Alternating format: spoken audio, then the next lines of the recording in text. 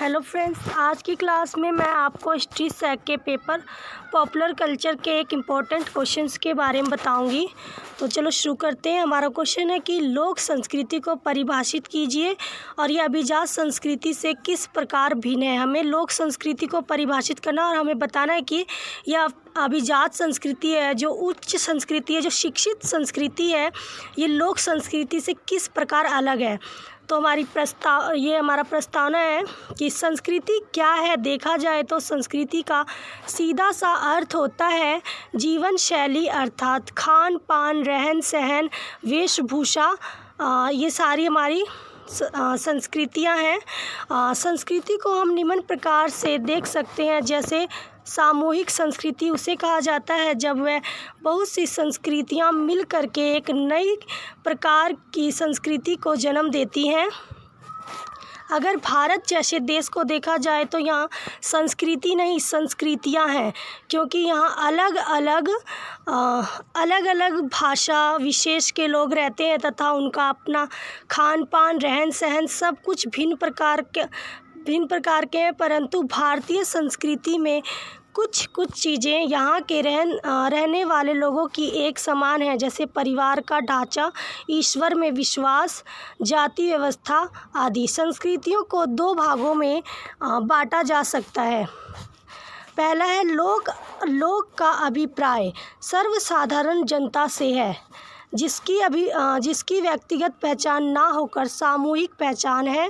दीनहीन, शोषित, दलित, जंगली जातियाँ, गौड़ जो ये जनजाति है, संथाल, नाग, किरात, शंख, यवन, खस आदि समस्त लोग समुदाय का मिला जुला रूप लोक कहलाता है। ये जो दीनहीन, शोषित, दलित है, ये सारे गौड़, ये सारी एक जातियाँ हैं।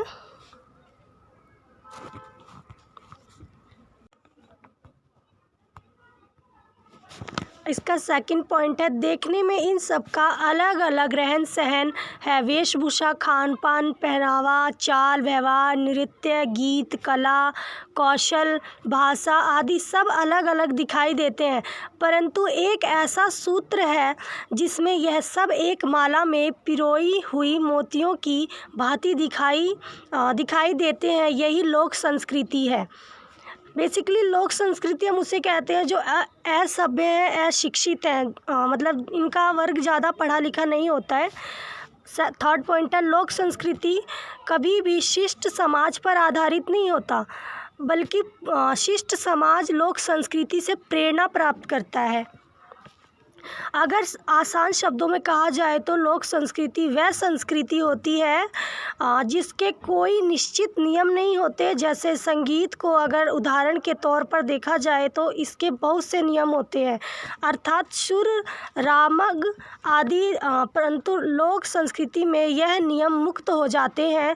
उदाहरण, फसलों को काटते समय गांव की महिलाओं द्वारा गाए जाने वाला लोकगीत संस्कृति का एक अच्छा उदाहरण है। जब गांव में महिलाएं आपस में मतलब मिलजुल कर कोई भी फसल काटती हैं तो वहाँ पे एक जुट बनाकर, समूह बनाकर उस फसल को काटते समय महिलाएं एक गीत गाती हैं। वहाँ पे कोई सुर और ताल को नहीं देखा जाता है। इसी तरह से ये एक लोक संस्कृति एक डिफरेंट वे में जाता है।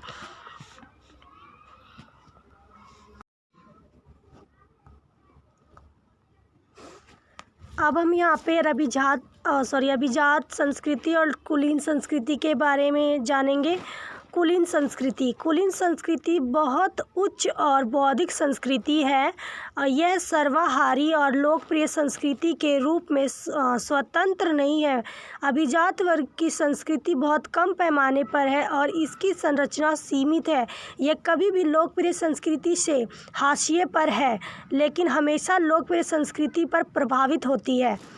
आसान शब्दों में कह सकते हैं कि कुलीन संस्कृति अभिजात संस्कृति का अर्थ है शिक्षित और अमीर शासक वर्गों की साहित्यिक और कलात्मक संस्कृति है।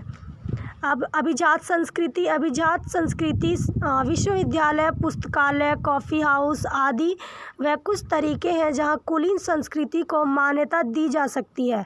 अभिजात संस्कृति के कुछ उदाहरण हैं, शास्त्रीय गीत है, शास्त्रीय विचार, उत्तेजक, बौद्धिक, वृत्तचित्र, फिल्में, चित्र और कला। ये सारे अभिजात संस्कृति के उदाहरण हैं।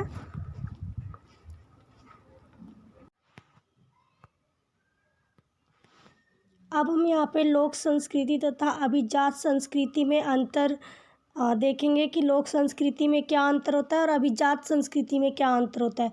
तो पहले हम देखेंगे लोक संस्कृति। लोक संस्कृति में ज़रूरी नहीं है कि कोई भी कार्य नियम के साथ किया जाए। इसमें ये ज़रूरी नहीं कि कोई भी कार्य नियम के साथ किया जाए, जैसे किसी पंडित को बुलाया जाए और पूजा करवाई जाए नियम के अनुसार, विधि के साथ, ऐसा इसमें ज़रूरी नहीं होता। लोक संस्कृति में पूजा पाठ नियम के अनुसार नहीं होता, जैसे कि लोग मंदिर व मस्जिद के बाहर से ही हाथ जोड़कर चले जाते हैं। लोक संस्कृति में कार्यों का ढांचा नहीं होता, इसका कोई भी एक ढांचा नहीं होता। ये कभी कोई भी कार्य किसी भी तरह कर लेते हैं, किसी भी वक्त कर लेते हैं। उदाहरण के लिए गायन विधि, इसमें अभिजात संस्कृति के अनुसार देखा जाए नियम के अनुसार गाया जाता है, सभी सुरों को नियम के अनुसार गाया जाता है। लेकिन लोक संस्कृति में किसी भी प्रकार से गाया जा सकता है। जैसे गांव की औरतें फसल काटते समय, ये मैंने आपको पीछे भी बताया था कि जब फसल कटती है तो गांव की औरतें एक साथ होकर एक समूह में गाना गाती हैं। इसमें किसी भी तरह का गीत या लय की कोई आवश्यकता नहीं होती। अब देखेंगे हम अभिजात संस्कृति। अभिजात संस्कृति में सभी कार्यों को नियम के अनुसार किया जाता है। अभिजात संस्कृति में यज्ञ व पूजा पाठ नियमों के साथ किया जाता है। इसमें पंडितों द्वारा कराया जाता है। अभिजात संस्कृति में सभी कार्यों का एक ढांचा होता है। अभिजात संस्कृति के अनुसार देखा जाए तो सभी सुरों को नियम के अनुसार गाया जाता है। आई होप आपको ये वीडियो अच्छी लगी होगी। अगर अच्छी लगी है तो आप इसे लाइक ज़रूर करना और शेयर भी करना। Thank you.